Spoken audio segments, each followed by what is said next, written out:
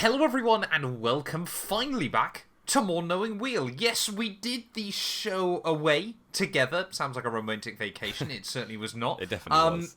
It definitely was not. But we're back today, episode 127 of your favourite Formula 1 show. Of course, a massive thank you to all of you that persevered throughout the last episode. We apologise for the audio. Clearly, Jamie and myself are not meant to be together. So we're back in our own safe spaces now. And since that last podcast, Jamie, we've actually both been quite busy with a lot of other things, haven't we? Yeah, hence the lack of uploads since then. But yeah, I think I've stayed in my own bed twice since. He's got that dog in him. Well, just for travel, obviously. Obviously. Jamie183, the absolute dog. That is never how I expected to intro one of these podcasts. But yeah, Jamie's obviously, you've been away twice, haven't you, since then? Yes, I have, and yes, the just got back. Setting life.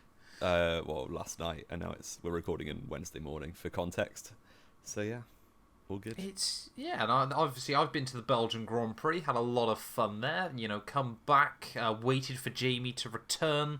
Apparently as well for our visual viewers here on YouTube, I've also got the mumps for some reason, so we're not going to look at this side of my chin all morning, please. It's horrendous, and hopefully we'll be back to normal broadcasting from next week, of course. Quickly, though, a little bit of housekeeping before we dive into this. You know, we keep mentioning it in every one of the podcasts at the moment. From 2024, Knowing Wheel is going to be shifting away from the Matt212 YouTube channel and onto its own dedicated channel. There'll be a link to that down in the description below. So, of course, if you are watching this on YouTube and you want to go check us out there, it would be greatly appreciated. All of the podcasts are going live there, usually actually before they go live on the Matt212 YouTube channel anyway. But yeah, as we move towards 2024, obviously we're trying to separate this brand out into its own area. So, of course, if you follow us as well on various social medias, greatly appreciated. But Jamie, it's been a while since the Belgian Grand Prix, and to be honest, it kind of felt like there wasn't a huge amount to talk about, is there? Especially when it was so long ago. Yes, yeah, we've had this, I think, one of the time this season where just because we missed the boat a little bit, it seems a bit pointless to go over it as we usually do. So we'll go over it quickly, I think. But yeah, it was kind of as worryingly as the as the season is kind of going towards. The race was fairly boring. I'll throw that straight out there. But yeah, obviously Max Verstappen won because it's 2023 and he's the best driver in the best car. So yeah, and behind that it was all right. There was stuff happening, but it wasn't particularly interesting. Yeah, I mean, really, what can we say? Oscar Piastri, again, you know, we backed him right from the start of the year, but he's doing very well. Obviously got that P2 in the sprint race and then got scienced in the real GP. Perez, you know, a better weekend, you know, goes into the summer break with a tiny bit of momentum. Apparently, there's some speculation around his contract, isn't there? Yeah. Because he's so many points behind Max, there's some sort of release clause. 125. Apparently, if he was over 125 or over behind, he could take a salary cut, was from what we gathered. And he's exactly 125 behind at the moment. Yeah, unfortunate, really, for Checo. That's one fastest lap difference or something. But we'll have to wait and see if it actually happens. Christian Horner seems to be pleased with him this weekend, so that's all right for Checo. Yeah, got back towards where he should be. And I mean, looking at the Drivers' Championship, though, behind them, there's still a lot of battles going on as we head into the second half of the year. 1 point between Hamilton and Alonso in P3 and P4 there. 7 points covering Charles Leclerc, Carlos Sainz and George Russell behind them. And then obviously Lando Norris already ahead of Lance Stroll, which is rather impressive as well. So, you know, there's a lot of different battles going up and down the order. Is there anything else you want to talk about from the Belgian Grand Prix, or do we want to get just into the meat of the video? Gasly did well. I like that. Gasly got third place in the sprint. Well done. He did. It was very odd, wasn't it? And then basically did nothing in the GP. Did he get a point? No, he didn't get a point. Well, he almost got a point. Yeah, well, I think this is the problem, isn't it, now? Alpine, unless they make a big upgrade, are basically going to spend the rest of the year almost getting a point. Yeah. Because it's Red Bull, Aston, Mercedes, Ferrari, McLaren now, isn't it? That is the top 5 teams. And then you've got Alpine, definitely the 6th fastest team, which means that the other 4 are basically fighting for scraps, which is why stuff like Albon's P7 that you got in Canada will be huge, because the bottom 4 teams are basically picking off a point here and there. Yeah, and it kind of feels like, especially as we head into the second half of the year, unless we get a really, really stupid race, would not surprise me if none of those teams were able to score again. No, Maybe Williams at Monza. Some of them definitely will. I think that, like, AlphaTauri scored in Belgium. Like, almost every race, one of them has scored a point or a couple of points. Yeah, we'll wait and see. I suppose. Of course, the other big news, we mentioned Alpine there. It's basically going to be Gasly and Ocon by the end of the year, isn't it? In that team, everyone is getting sacked. Yeah, and we kind of see this every few years. Alpine/Renault just decide they can't be bothered to do F1 anymore, and try and do something to pull out, and then just don't, and stay, and then rename themselves, and then they're very, very confusing. So yeah, it's interesting because Alan Permane's been there like 25 years or something. Yeah, and longer than that, I think. Yeah, it seems a quite strange decision to be making so many changes. Otmar's only been there 18 months or so. So yeah, it's a bit odd, but the French are the French, aren't they? So we'll leave them to it and see what happens when they've got 2 drivers and no staff at the end of the year. Yeah, when Gasly and Ocon are trying to put their own tyres on in the pit stops. It did, however, though, allow us to get the greatest quote from Formula 1 in 2023, didn't it? Otmar Safnauer, the absolute legend. Did you see this? I don't think I might have seen it on Twitter, but I don't remember it. It has gone viral, not just in F1, but just in general circles anyway. I do know this, yeah. But of course, Otmar Safnauer talking about, obviously he's made all these signings for personnel that come in for 2024 and 2025, and obviously now he's not going to be able to see those signings. He said it's like trying to get 9 girls pregnant and expecting a baby in a month, which I think is absolutely incredible as a quote there. But I mean, Alpine again, they're such a weird team. I've seen a lot of calls now as to whether they should sell up shop to Andretti for the near future. They already had that engine deal in place. Obviously, it was more a deal in principle, but that could be a good shout. But of course, on the other hand, one idea that I quite like the idea of is Alpine sell their UK base to Andretti and just work in France. It seems so odd that team is still half and half across the channel. Yeah, but then the Enstone factory has been run by Renault for like years and years. I'd be sad to see that sold off, but they probably, in my opinion, they should move their engine base to the UK as well, because that would probably make a lot more sense. Well, I think the problem with that is, of course, that it's French government funded. Yeah, I suppose. Yeah, the French government is so strange. Okay, go on, No, delve in. That's all I want to say. We're going to start a politics channel as well, where Jamie just slates Macron every week or something. But anyway, let's get into the real meat then, Jamie, of the video. Of course, it's the summer break. We are planning on doing a couple of iceberg videos as well over the coming weeks. But today, we want to cast your minds back to, I'm just looking here, the 28th of February, 2023, Jamie. It feels like a long time ago now. It was actually only a week out before the first Grand Prix of the 2023 season. And we made our predictions for the Drivers' and Constructors' Championship for 2023. Now, of course, we're not at the end of the year yet, so we're not going to tot up the scores entirely. But today, Jamie is going to react to the predictions we made, and we're going to just kind of discuss each team and how things have gone. Now, do we want to go from bottom to top, or do we want to go top to bottom in terms of teams? Go bottom to top. Okay, wonderful. So, we'll start then with our real-life 2023 bottom constructor. 3 points to the name, all courtesy of Yuki Tsunoda, and probably a team that's had more drama than any other. It's Alpha Tauri, Jamie. It is. What do we make of their season?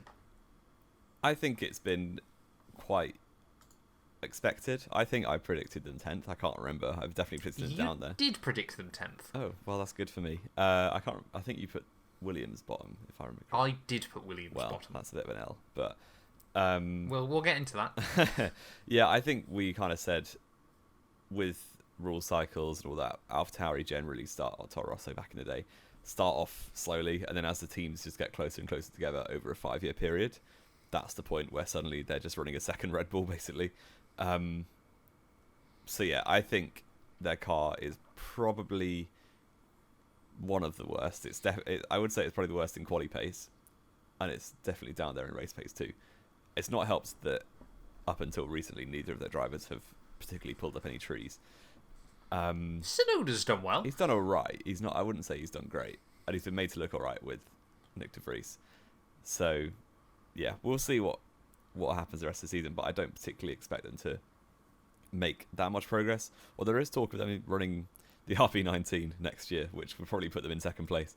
So we will see.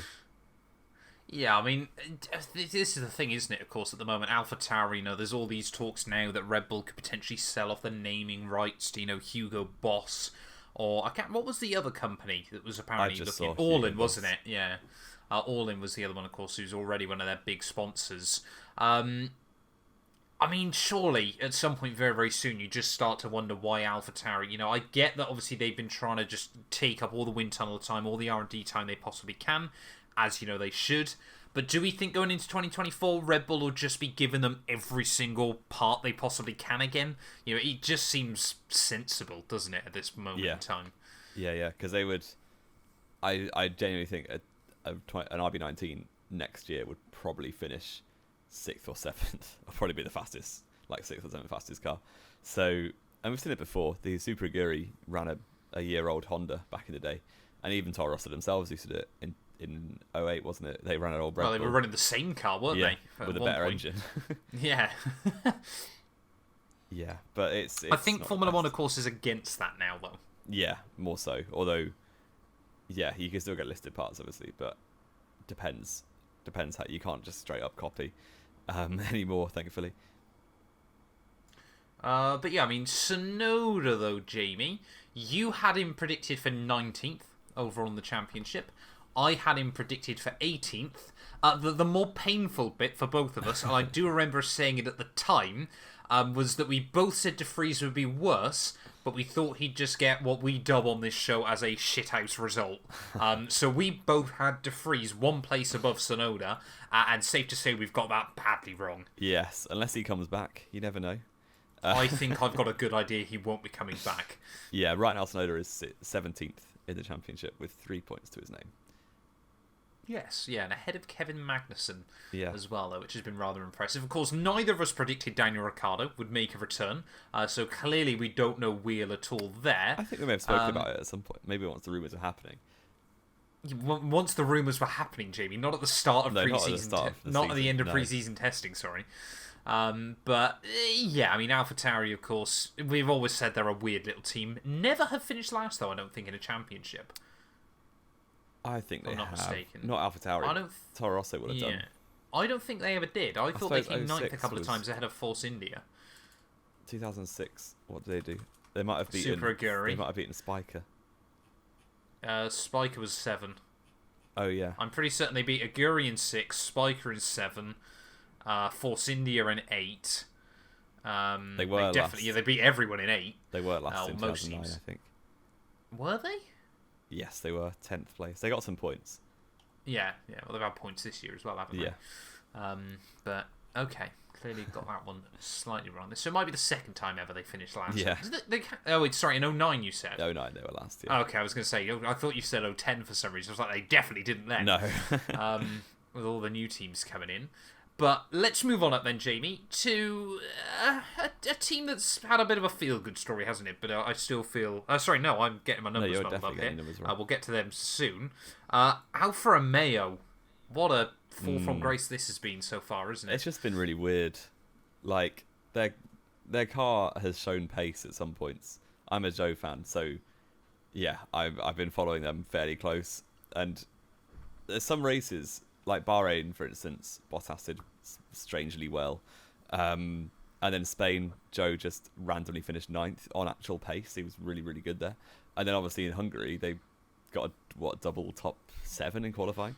And then it completely blew up in the race because their car's awful. Absolutely pooed themselves come the start of the Grand Prix. What do you mean the car's awful? It was a sense of failure. They keep telling him it was a sense of failure. You're waffling. It was. How is Joe the only driver that keeps getting sense of failure? No, Bottas had it too, but he just pulled away better.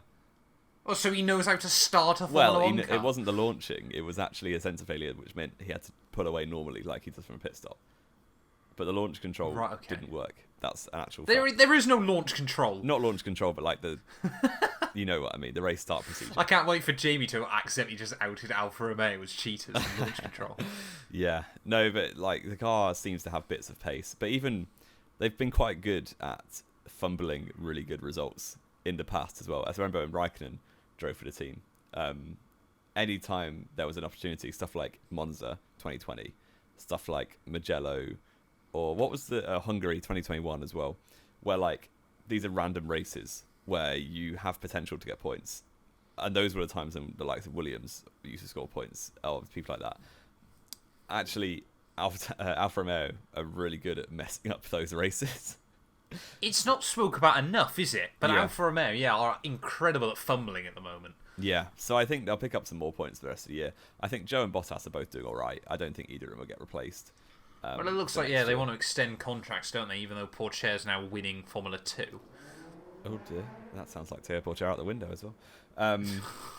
Yes, I just think the consistency of driver is quite important, and when you're trying to make progress, not sticking a rookie in halfway through the process, because Joe's going to have 2 years experience by the end of this year. I think it makes sense to retain, and if Teo, like, a year out is kind of the norm now, almost for F2 champions, especially the ones who don't win it on their debut season. Like, so Pourchaire's been in there 3 years, which apparently makes him washed if you ask anyone else on Joe's driving, but there we go. Let's also, just talk about the elephant in the room there, Jamie. How old was Zhou Guanyu when he made his F1 debut? 23, 24? How old was Lewis Hamilton when he made his debut? That's not the point I'm trying to make. 23? 23, yeah, but that was a lot more common back then. Obviously, Teo Pourchaire, 3rd year of Formula 2. I can't argue with that. That is a fact. Still only 19, though, isn't he? No, he's going to be 20 by the end of the year. Is he not? I don't know. He definitely made his debut at 17. Yeah. Yeah, he's 20. Oh, no, he's not. He only just turned 19. What? Yeah, see? Wow. Yeah. He's young boy. He is young. And, it's. I think, to be honest, more the question's got to be, are Audi eyeing him up potentially? I think Audi are eyeing up Carlos Sainz, but apparently that's a story for another apparently, time. and I mean after Belgium, I'm not sure. Oh, but I mean, I get why you'd eye up Carlos Sainz because, of course, I'd argue he's actually an incredibly good adaptable driver. He's very adaptable, very consistent, but doesn't have that killer instinct. No, exactly. Where do we predict Alfa Romeo? We both predicted them 7th overall. Okay. So we did predict a small fall off. They from arguably should be finishing 7th with the car they have, in my opinion. Yeah, I think that they're more Haas. I think that's fair. No, Haas have no race pace in the slightest.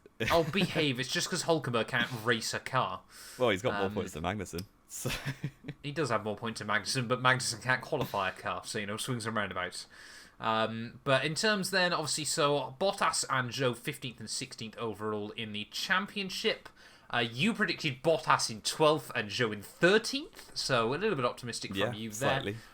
I predicted Bottas in 13th and Zhou in 15th. Okay. So not as optimistic from myself, but of course, yeah. Still a little bit optimistic.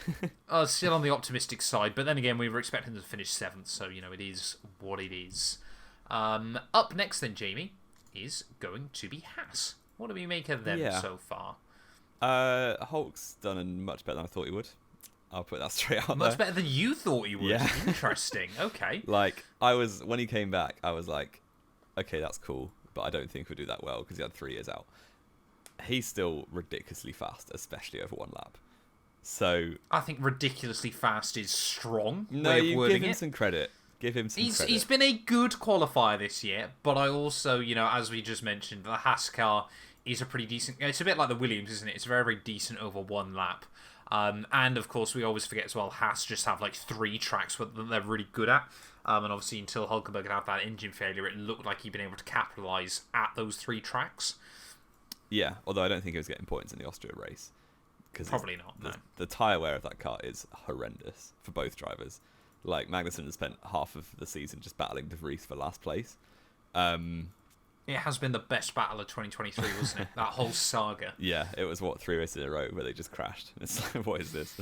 But, yeah, I think Hulk's doing incredibly well. Magnussen, less so. And if they were to replace one driver, it would definitely be Magnussen for next year. I don't think they will, but, yeah, Hulk obviously has the front row start, which was robbed from him in Canada. and he was running second. So remind me again what he did in Canada to get that robbed off him? Did he do? I'm pretty certain he got a penalty. Oh, he sped under red flag, didn't he? Yeah, that's a bit dumb. He did speed under the red flag. Yeah, but he still qualified second, and then qualified fourth in Austria. Yeah, he's doing incredibly well. He's had, I think, before Belgium, he was equal for Q3s with Checo Perez, which kind of says quite a lot. I think he might have been one behind, but yeah.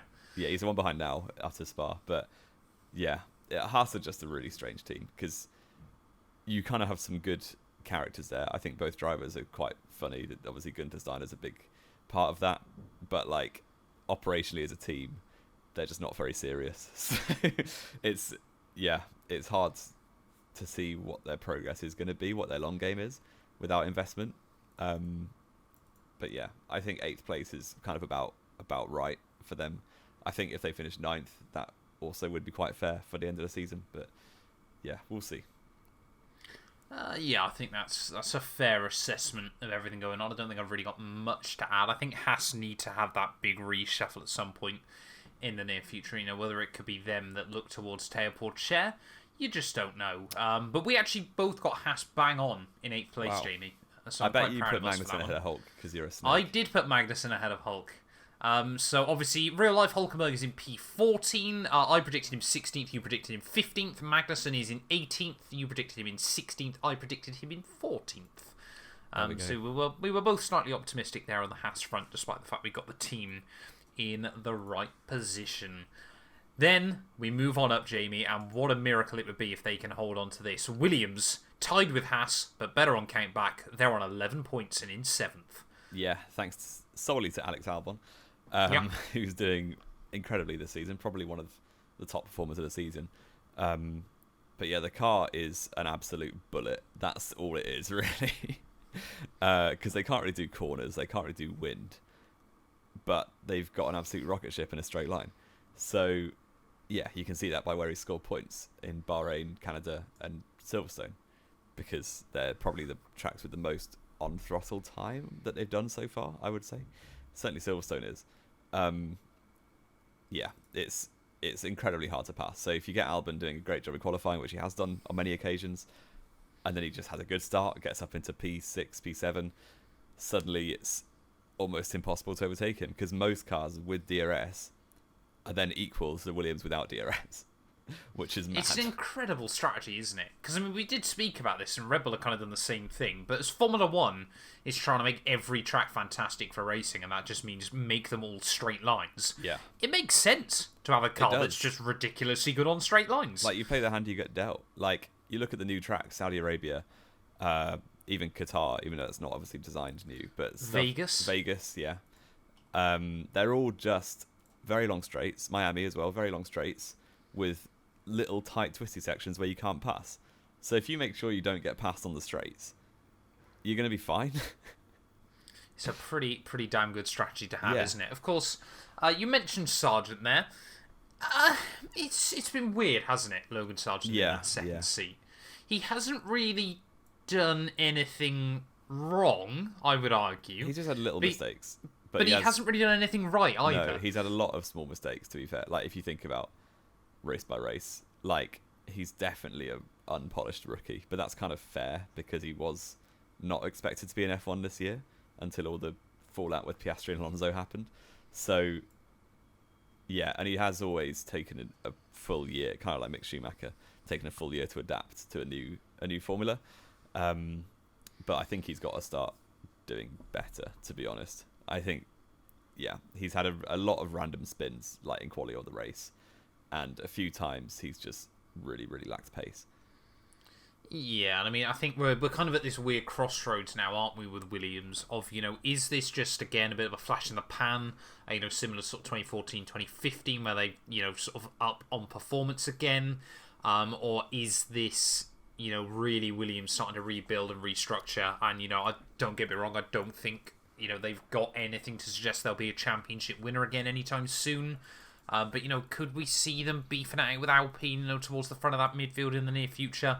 Could they do a McLaren and make a big leap forward towards the front again? You know, if they get something right with the car. We don't quite know, but I rate of course, what James Vowles is doing with that team. he's quality. doing a fantastic job. Yeah. He's doing an absolutely fantastic job at the moment. I think, the way he talks about that team as well, it's clear that, I know obviously we were a little bit worried, of course, because it was quite a big step up for him, but he's, absolutely smashed it out of the park, isn't he, so far this year, and it's fantastic to see. But, I think Williams will probably retain Sargent for next year. Yeah, I think they will. But I think then, if it's getting to the point where Albon is, sort of potentially, battling inside that, he's ahead of all the other backmarkers at the moment, but, still on half the points of Pierre Gasly, if it gets to the point next year where, say they're battling with Alpine and, that kind of thing, could we see Sargent get dropped? You just makes you wonder sort of the direction that Williams need to take it. Yeah. Where do we put them? I think bad. You said 9th, I said 10th. I really just expected Williams to get a bit unlucky this year. We both had Sargent in last place overall, P20. He's currently P19. You had Albon in 17th. I had him in 19th, and he is currently 13th. So we massively underplayed on the Williams Though I do front. think they should be 9th or 8th with their car. On overall pace, but obviously when you specialise it to do straights really well, that's quite a good strategy, as we said. So yeah, it's a bit of a weird one, isn't it? Because probably on raw pace they are the 8th or 9th fastest car, but obviously sensibly there's been tracks where they are the 7th fastest car, so they deserve to be P7. Yeah, isn't it? Yeah, they've got the sometimes points. Even higher than that. Points mean prizes. They absolutely do, and that prize money could be very, very useful come the end of the year. Let's move on up, though, Jamie. Obviously, a team that we mentioned in the intro, and a bit of an odd one. It's Alpine, of course. You're kind of still a fan of them, I suppose. I like You're one Gasly. of 4. You like Gasly. Aren't you an Esteban Ocon fan? I've heard you chanting Esti Besti before. Absolutely Such not. a shite chant, isn't it? Yes, it is. It's an absolute Twitter merchant chant, that one. But Alpine are just really weird. I just don't get them as a team.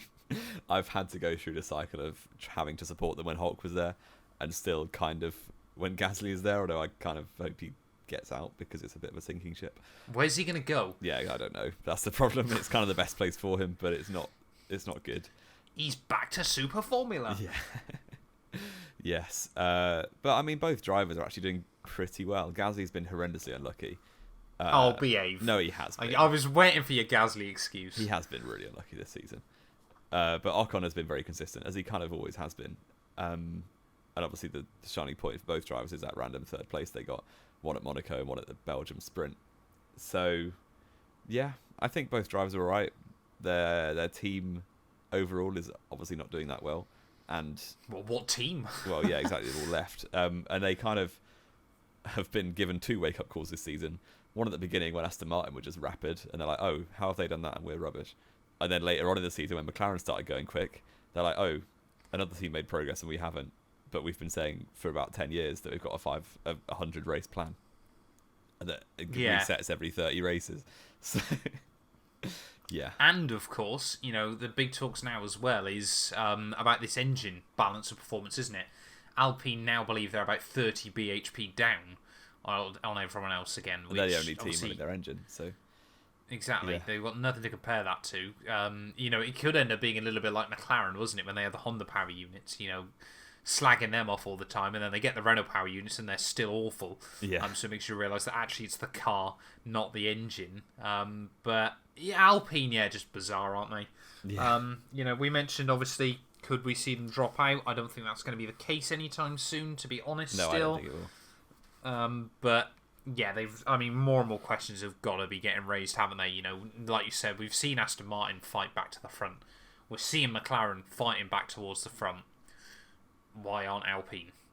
Yeah, because they've been saying they will for ages. Where do we put them? So we both predicted them in 5th overall in the championship. Okay. So you said Gasly would beat Ocon. That's not out of the question. I think it's unlikely when you look at the big 5 teams points. now. That's 13 points, yeah. A couple of 7th places. So you said Gasly in 9th, Ocon in 10th. I said vice versa. Ocon is currently in 10th, so you have got him bang on. There we go. To be fair to you. But Gasly, we both over-predicted there, down in P12. Moving on up, though, Jamie, to probably one of the weirdest teams so far in 2023, wasn't it? And that has got to be the bizarre tale of McLaren's apparent resurgence. Yes. Yeah, it's very strange. And actually, yeah, I've never seen an upgrade. I guess it was kind of a B-spec car, but I've never seen an upgrade do so much in one go. Because literally, in Canada, they didn't get points. In Spain, they didn't get points. They scraped 9th and 10th in Monaco. To be fair, they were 3rd on the grid in Spain. Yeah. Just Lando scuffed it at turn 1. Yeah. And then they scraped 9th and 10th in Monaco, and then they got no points at Miami. And then Miami, they were the slowest They were car. the slowest team, for sure. And then Lando gets his upgrade in Austria. Piastri's finishing 16th with the old car, and Lando's just finishing 4th and battling Mercedes and Ferraris. And it's like, oh, hang on, I know Lando's good at Austria, but how's this happened? And then he goes and puts it on the front row at Silverstone and gets P2. And it's like, oh, maybe their car's just good on the straights. And then he goes and gets a 2nd place at Hungary, and it's like, oh, maybe their car's just good. And then Piastri is probably the driver of the weekend, up until the race start, when he arguably messed up. The driver of the weekend until the bit that awards all the points. Yeah, and it's just like, wow, where's this come from? I have no idea why their car was so bad at the start of the year. But, yeah, they're really good now. I genuinely think, if I hang on before I commit to anything, actually they're like 90 points behind Ferrari. I don't think they'll beat Ferrari. Yeah, there's still a long way back. But could happen. I think they are probably the 3rd fastest team at the minute. Behind who? Mercedes and Red Bull. You reckon they're still slower than Merc? Well, it's very close with Mercedes, I think. But I think it is more track dependent still between Merc, McLaren, Ferrari, and Aston Martin. Yeah, which makes it great. Honestly, if Verstappen wasn't in the championship, it would be incredible, because you've had about 6 different winners. How many people have finished second? Perez has, Alonso, Hamilton, Leclerc, Russell, and Norris. Russell hasn't finished second. Oh no, he hasn't. Yeah, I don't think. No. And obviously Piastri in the sprint. Yeah. So it would have been like 6, 7 different winners if you count Piastri. But ban Red Bull, pretty simple. Well, yeah, even just ban Verstappen. Although Perez, without the pressure of beating Max, Perez would be walking away with it, to be honest. But absolutely, yeah. So McLaren though, it's good to see them back fighting. I mean, it's kind of in a similar vein to 2021, wasn't it? Where they were beefing Ferrari, or 2020 as well, of course, where they were beefing Ferrari. Yeah, although I think the fact they're more that up until pretty much the summer break, Lando was still ahead of Perez and Bottas in 2021 was absolutely mental. Yeah, and Lando is one of the best drivers on the grid. Probably. Oh, absolutely. Top 4. Absolutely. I think I'd put him 4th.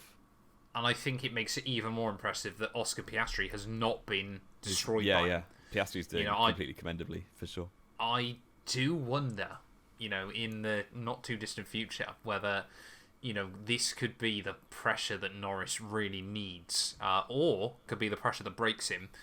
If Oscar Piastri, because I think the thing is, what I love about Oscar as well, I'm going to go out on a limb here, Jamie, this might be quite shocking to some people. I might honestly be a bigger Piastri fan than I am a Lando Norris fan at the moment. Wow. I think the way Lando's sometimes conducting himself, I think he's a bit too... not necessarily comfortable, and it makes F1 sound a bit too old school necessarily. He's a little bit complainy. I got that gist on the radio in Spa. He was very down. A bit complainy, and he's kind of a bit too comfortable with where he is at the moment, I feel like. Obviously, he's had 2 years of just kicking the bottom out of Daniel Ricciardo in a car that suits him. Don't get me wrong, I still think he's an absolutely fantastic driver, but, it was things like the apology for breaking Max's trophy at Hungary and things like that, where he's literally smirking as he does it. I get why, obviously, it's funny to a lot of people, but, Oscar Piastri is an absolute out-and-out, he's here to race. I mean, he's a bit like a modern-day Kimi. Yeah, exactly. Exactly. I do really, really warm to him. I think, I'd loved him in Formula 2. I know you didn't, obviously, because he was only because he's a rival. I think he's a great driver. Oh, yeah. No, I didn't think you were ever arguing about his talent. I think you just obviously, in fact, you liked someone that he was beating quite comfortably. Yeah. But Piastri, I think, is absolutely the real deal. And I would be intrigued as we head out of the summer break, because Spa was the first proper weekend where he was comfortably, just had those extra couple of tenths over Lando. Second half of the year, maybe, it could be a case of, obviously, Lando Norris has signed that long-term deal at McLaren. If Oscar Piastri starts beating him, more regularly, could he be trying to look for a way out? I think Lando's quality. I think. Oh, absolutely. But I do genuinely believe Oscar Piastri's got the potential to be better. Yeah. Yeah, although Lando's still young as well. Yeah, Lando's, what, 23? Lando's 23. Piastri's 21. Or 22, Piastri 22, might be. yeah. But I absolutely, do believe Oscar Piastri. Yeah, and you forget he's a rookie, which is a great compliment. Exactly. You know, the fact that, Sargent, as we've said, obviously has done mediocrely. Obviously, we've already spoke about Nick de Vries, but Piastri this is what obviously he did in Formula 2, did in Formula 3, did obviously in Formula Renault as well. He gets into a car, and he just can almost immediately get 99% out of it. Yeah. And now he's finding that last percent. And that's exactly what Raikkonen did in any car he drove. He's rapid. He does remind me of an Australian Kimi. Yeah, he does. Yeah, absolutely brilliant. I love him. And, of course, I love his parents on Twitter. We've got to give a shout-out to them, because the amount of comments I see, they've basically gone viral, haven't they, recently? Yeah. People are in love with his mum telling him off all the time and things like that. But we both predicted Jamie McLaren in 6th, so we've got that one wrong again, them and Alpine the wrong way round. Yeah. Although, however, to be fair to us, we couldn't have predicted them to suddenly have the second fastest car with an upgrade. So no, we couldn't. So we've done all right there. We both got Norris bang on. We said 8th place for him. That could change by the end of the year. It would not surprise me if he beats out a Sainz or a Leclerc or something, or a George Russell potentially. You said Piastri in P14, wow. So you really didn't believe in Oscar Piastri. I just think it was going to be close. However, had Piastri in 11th, so I've got the McLaren lineup bang on, which I'm taking the points for. I fully don't think Piastri will stay 11th, but I also think he'll not stay 14th. So fair enough. I think that's an interesting call. 4 more teams to go though, Jamie. Next up is, Ferrari, if I'm led to believe correctly, is Ferrari. Indeed, and what is going on? Who knows?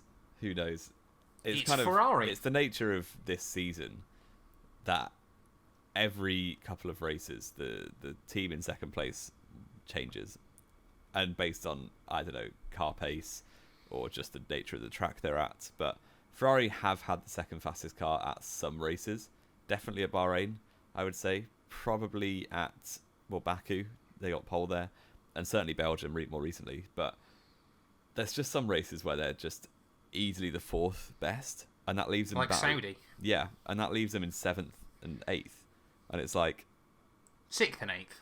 Well, 6th and 7th in Saudi, but like. Oh, sorry. I thought you meant in the championship. No, and that's wrong anyway. Yeah. When they're I know what you mean. Sorry. Yeah. Like if you're the 4th fastest team, when no one's having a problem, you're getting 10 points from a race, and it's like, okay, that's quite bad. So yeah, Ferrari have just been strangely mediocre, and I think, they probably will.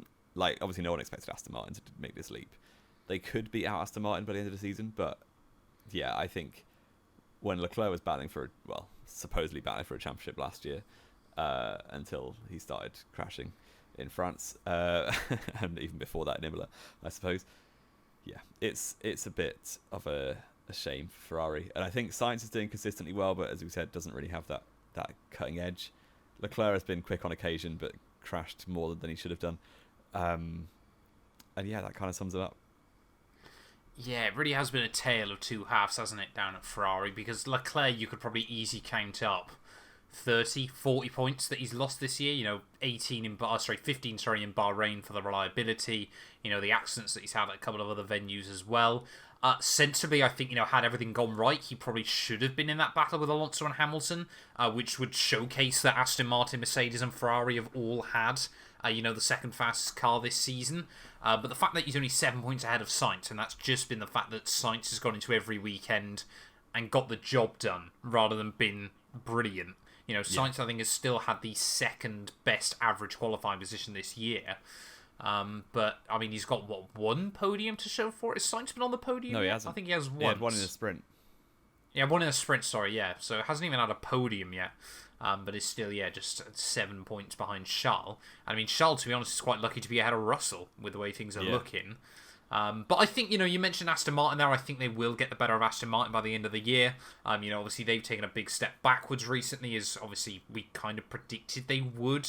We kind of thought it was not necessarily a flash in the pan, but just obviously, their first time really fighting towards the front, they were going to start struggling, with against Mercedes and Ferrari. So you predicted Ferrari P3. I actually predicted them P2, Jamie, in the championship. Interesting. So Leclerc is currently 5th in the drivers' table. You predicted 4th. I predicted 2nd again. Not great for me, I'll admit. But Sainz is currently 7th, and we both predicted him in 6th. Okay. Yeah, I'll accept that for Ferrari. Yeah, I think it's about, I think, like we said, I reckon they'll still get P3 overall coming into the year, but I think Mercedes are just a bit too consistent. And I think, Lewis is finding that love again with the sport, that he really missed out on in 2022, which I think, could still be argued he is, Mercedes' X factor still. A lot of the talk was suddenly about George, but I think, Lewis has. But Russell was never really beating Hamilton. We'll get onto it later. We will in just a moment. Aston Martin, though, up next. Again, another feel-good story, but, the power and balance of recent time, isn't it, has really kind of swung that. Yeah. And they were definitely the shock at the beginning of the season. Apologies for the yawn. But they've kind of gone off the boil a little bit more recently, although 5th place in Belgium wasn't that bad for Alonso, but then he got a podium in all but 2 of the first 8 races, and then none since then. So yeah, Alonso is performing incredibly well, and it's really cool to see him back at the front, I think. But the car has lacked a bit recently, and then Lance Stroll, what's going on with him? Who knows? It's Lance Stroll, isn't he? Pretty much sums it up. Yeah, he's had 1 top 5 finish this season. Alonso's had 1, 2, 3, 4, 5, 6, 7, 8, 1 9. top 5 finish in what has often been the second best car. Yeah, and even that top 5, he did his best to mess it up in Melbourne, but got lucky. Oh yeah, he shouldn't have even had that, should he? It should have been a DNF. Yeah. What would Stroll's best result be without that then? 6th? 6th, he had a couple of 6th places, yeah. Madness. But Madness. yeah, I think Alonso's doing incredibly well. I think he's got his love for the sport. He's a great character to have on the sport. He's dating Taylor Swift, so life's Forgot going very about well that for Alonso. Lance Stroll he actually seems a bit disenchanted with it, which is a bit of a shame for him. I do wonder if at some point he just calls it quits. But this is what we said, though, obviously when Alonso was announced to Aston Martin, wasn't it? Stroll's kind of had those couple of years where he's gone up against Seb, who, let's be fair, it's a bit past it. was not the Seb that we used to, absolutely hate as he would run rings around everyone. As he was doing, so, of course, there was probably a little bit from Stroll going, well, I'm keeping up with a 4-time world champion. I'm standing my own. Daddy, bring in whoever you like. So obviously Alonso's gone, well, I want to get money. And we said obviously as soon as it was announced, Alonso was going to bully the kid. Yeah. And I mean, he hasn't necessarily off the track. He's been very, very supportive of that. He's been very diplomatic, actually. In what has been bizarre to watch. And honestly, I think I dislike this version of Alonso more than the normal one, who's just a dick for being the sake of a dick. But watching Lance on the screens and saying, what a great move, when he's battling for 12th exactly. and Alonso's in 3rd, it's like, okay. But, on the track, Alonso has absolutely wiped the floor with him, hasn't he? I think Stroll's beaten him once in a race, twice in qualifying. My favourite one of those, of course, was in Barcelona, where Fernando Alonso's home race, Aston Martin had a bit of a nightmare, and Stroll was just quicker. Yeah. Throughout most of the weekend was quite funny. But yeah, the fact he's on 47 points behind Lando Norris, and really on half of the points of the cars he should sensibly be battling. Well, he's got a third of the points just of Lance Alonso. Stroll, isn't it? Exactly, yeah. But even then, he should be in that battle with Leclerc, Russell, and Sainz.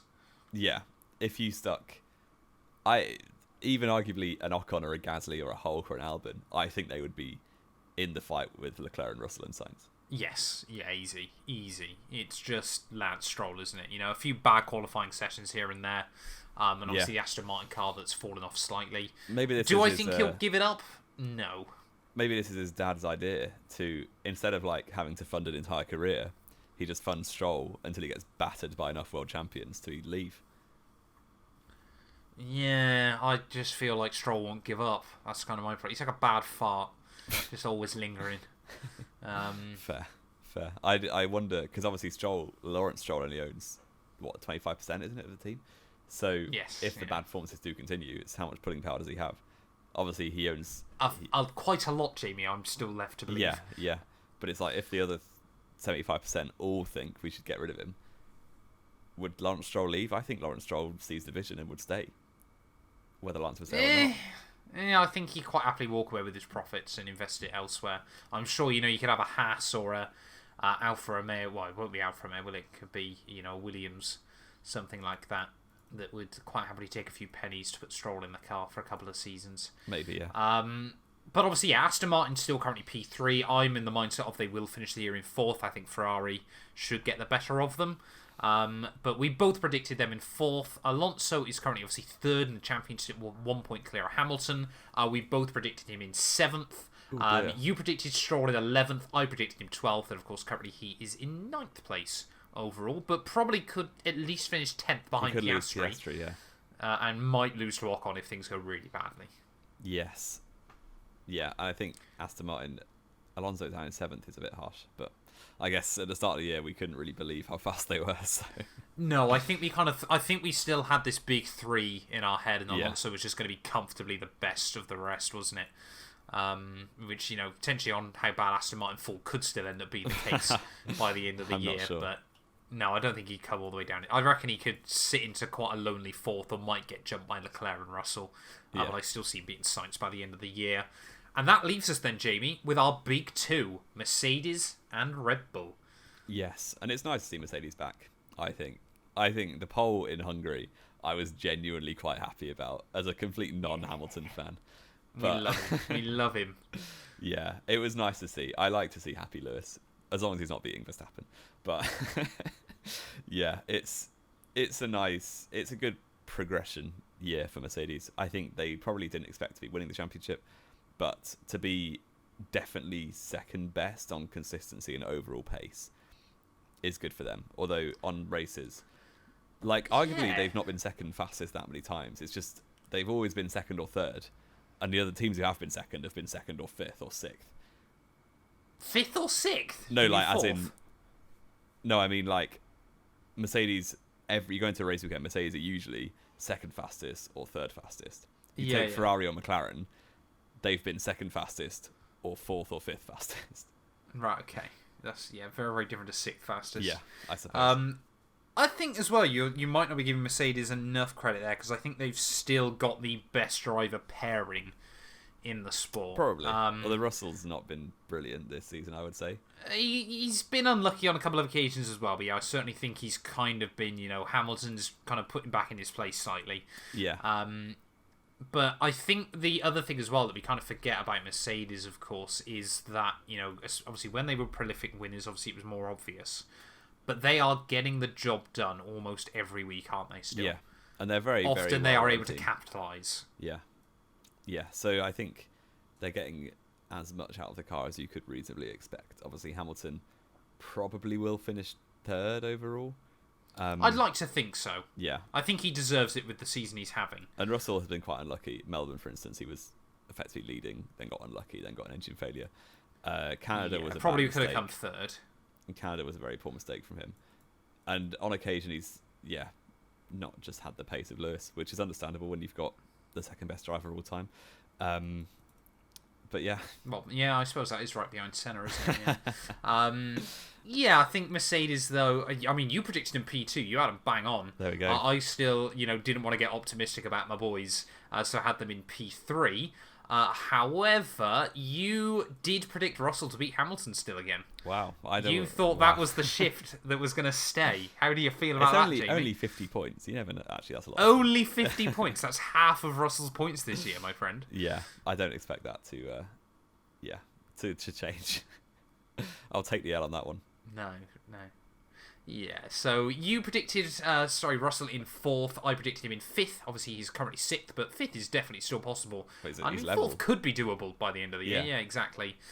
You predicted Hamilton in P5. Obviously, he's currently 4th, and I predicted him P3, which I think as we've both said, probably reasonable. Probably should be, or could be the case by the end of the year as well. And that brings us on then, Jamie, to Red Bull. Yes, and there's not a lot to say, really, is there? They're just insane. No. It's just been boring as all hell. But I mean, they're credit just where getting the credit's job done. due. They are ridiculous. Oh, absolutely. Absolutely. They're like, You know, I don't think the RB19 is the fastest car I've ever seen.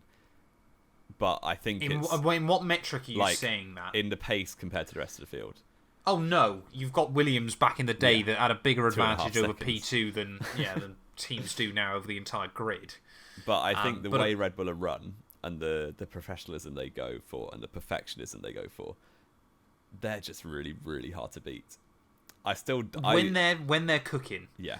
I don't think they'll win every race. I would like to think there's a race where another team wins, but I struggle to see how. I mean, but this is the thing, though, isn't it? Like, obviously, no team has ever won every race in a Formula One season, and this is what I've been saying since the start.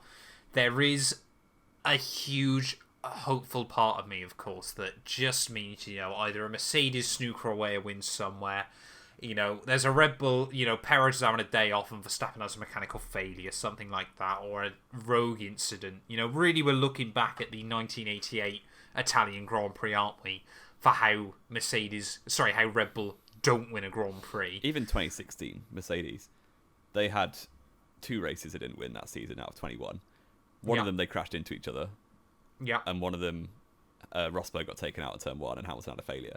That's the sort of thing you're looking at, because otherwise... That's the only way. Otherwise, Mercedes would have won every race in the 21 race season. Yes, yeah, and I just don't believe the law of average and statistics will allow Red Bull to win every single race this year. But of course, as we come off the summer break, though, Verstappen on an 8-in-a-row win streak now, second best of all time. He's only going to need... Zandvoort will equal him with Sebastian Vettel for 9 in a row. And then, of course, you look towards Monza. Don't you? I could be there for the record-breaking win. 10 in a row. 10 in a row. That'd be insane. Verstappen especially in Ferrari's backyard. Like we said at the start of the year, I remember freaking you out by saying Verstappen could equal Senna this year with wins. Yeah. And he already has, and he could equal That's Prost gone. in the end. Yeah, it's mad, isn't it? The fact that he could go straight up to P3 in the overall wins list this year. He could still beat out Could he Seb. beat out Seb? He could beat out Seb still. He's on 45 wins. What on Yeah. earth? He's only got to win 8 of the last 10. Only, yeah. That's easy going, isn't it? I mean, it is based on the first half of the year. I know, it's 53 for Seb, isn't it? Yeah, so he needs 8 more So he wins. could be tied with him by the end of the year. Yeah. Oh, sorry, 45, isn't it? Yeah. Yeah, scary. Ridiculous. Scary He's well on his way thoughts, to third isn't title. He's going to be statistically in the top 3 by the end of next year, for sure. Yep. So, yeah. We're living in Verstappen's world in F1. And I think ever since he made his debut, we kind of knew this was coming. We always feared this would be the case, didn't we? Because he's relentless. And, He's got the perfect storm of what you want in a driver. He's ruthless. He's obviously ridiculously fast. He doesn't take any prisoners. And yeah, he's also got the personality of wallpaper paste. No, he's quite funny. He does. He's so boring. I find him funny. He's so boring. Yeah, but this is the thing, though, when people go funny. on obviously about like the Hamilton dominance and things like that. At least Hamilton Hamilton at was the just end of a a wet Grand paper Prix towel. which shows emotion. No, he wasn't. He was showing emotion. He was dedicating like wins to frenzied it loss. felt like an actor, Hamilton. He was like saying the right things on paper with the right personality. Behave. I don't know. But Max comes across the line every week and goes, "Yes, boys, yay!" and just wins again. It's so Like, dull. Oh, that was a lovely race. So dull. Yeah, simply lovely. Get in the bin, mate. I love him. Yeah, it's just so annoying. It's just the way he wins as well. Sounds like he's rent-free in your head, to be honest. He is rent-free in my head. I'm not even going to argue against it. Give me 2021 back, man. Let me have a Lewis championship. What? The championship Verstappen won that year. No, well, not really, but still. The only thing that really could stop Red Bull at the moment is if, of course, they've broken the budget cap again and the FIA throw the book at them, which I don't think they do anyway. No, I think Red Bull are sensible enough to not break it badly enough for a sporting penalty. Well, they're the rumoured team to have done it. Well, they again, will have aren't broken it again, but they'll have broken it for a fine because the FIA are dumb. Yeah, that needs to get fixed, doesn't it? Which we spoke about before. But we both predicted Red Bull to win out this World Championship. We both predicted Verstappen on top. You said Perez P2. I had a bit of hope here and said he was in P4. To be fair, if Alonso and Hamilton keep cooking, optimistic, but could happen. That would be quite funny. Nah, Perez already got but I his think bad form out sensibly the they're way. locked in. Yeah. Yeah, sensibly they're locked in for quite an easy 1-2, and obviously a third World Championship for Max Verstappen. Yes. Things you love to hear, apparently. Oh, we do. He's on his way to number 8. Sorry? 8 World Championships. He won't win 8 World Championships in a row. No, he won't, not in a row, but he could.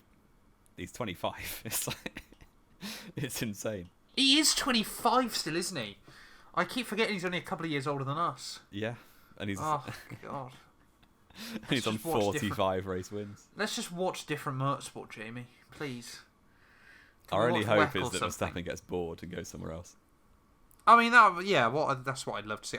Funny enough, I was actually watching an interesting video this morning, talking about. Do you remember back in 2018 where Alonso and Lando Norris did Daytona 24? No, actually, I don't. You don't. Very, very interesting. Wow. Very, very interesting. But I think overall, though, Jamie, looking at our predictions, we've had a couple of stinkers, but generally, we've done all right, I would say. And I don't think we deserve massive amounts of credit when it was kind of an evolution rather than a revolution for the rule cycle this year. But we've done okay. We'll go through it properly and give out points and stuff at the end of the year. We actually have our own little race predictions, don't we? So that's actually, I think we're level. We did not do Belgian ones officially, so even though I outscored you, I'm not going to classify those. Good. Give you that 1 so I'm point 1 point ahead disadvantage going into the second half. Yeah, exactly. And a tweet is on the line.